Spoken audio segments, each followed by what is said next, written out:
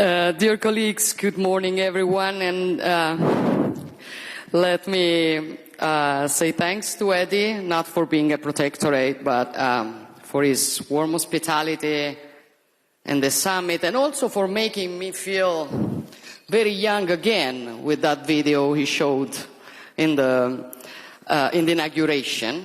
And I want also to congratulate Eddie for his absolutely unexpected re-election as the leader here of the Albanian government. I'm happy that Europe will continue to count on his spirit and his determination. Albania is hosting the European political community for the first time. I value it as particularly significant, not only for this nation, but for all of us. I have always considered the European identity as fact, established by history even before geography. A concept harder to enclose in a definition than to understand by impulse.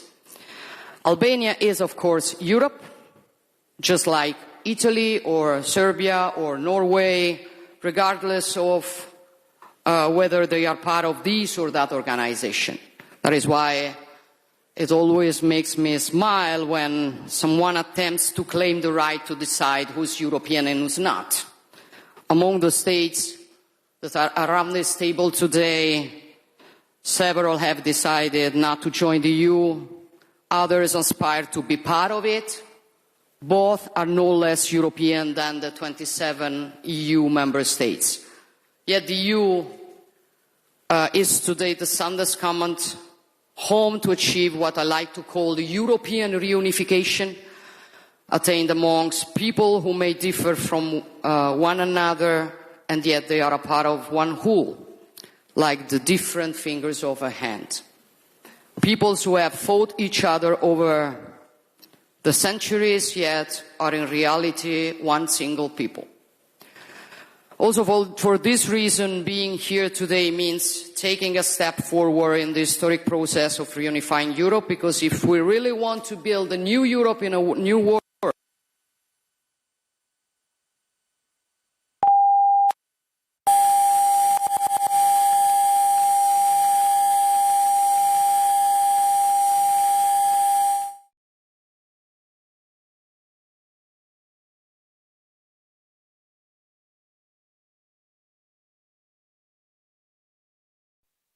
second like to call the two lungs of Europe.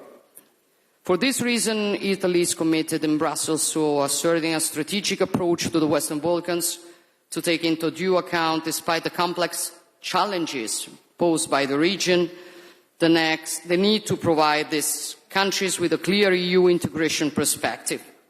Of course, enlargement involves new challenges, but I'm convinced that the European integration of Western Balkans, as well as towards the East, is also a strategic investment on Europe's own security.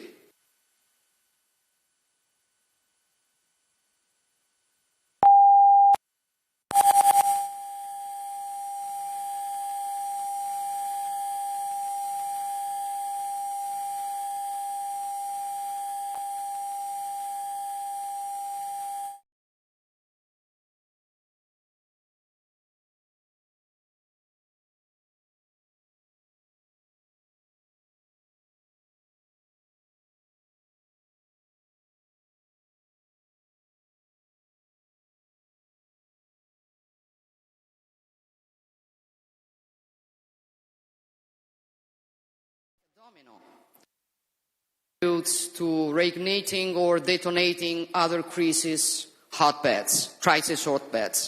We have witnessed this in the Middle East, and not only there. That is why we will continue to stand by Ukraine and to strive for this war to immediately come to an end, because our security and freedom depend on restoring the force of law over the law of the strongest. And speaking of Europe and freedom, I believe it is nothing more European than a people willing to risk everything to defend its own freedom and independence.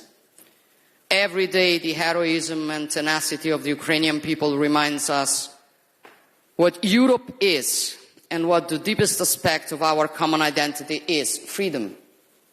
We defend our freedom and we want peace. Volodymyr and the Ukrainian people want peace, and we newly witnessed it yesterday. The world saw who was really willing to sit at a negotiation table and who was not. And this shows also with respect to certain propaganda who looks for peace and who doesn't. At the same time, we must not interpret what happened yesterday as a setback and throw in the towel. Instead, we must insist with determination to finally achieve an unconditional ceasefire and a true peace agreement with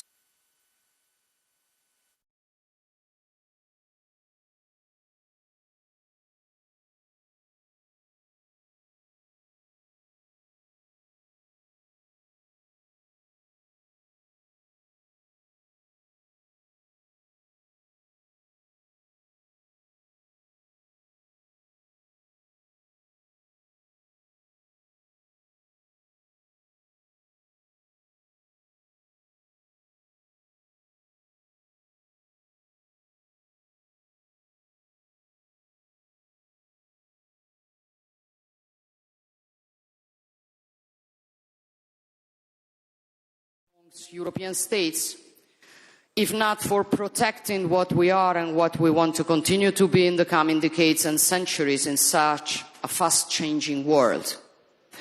Because if Europe sometimes proves unable to face the great challenges, it is no one else's fault. It is our responsibility. And it is up to us to choose whether to go along a decline or instead fight it.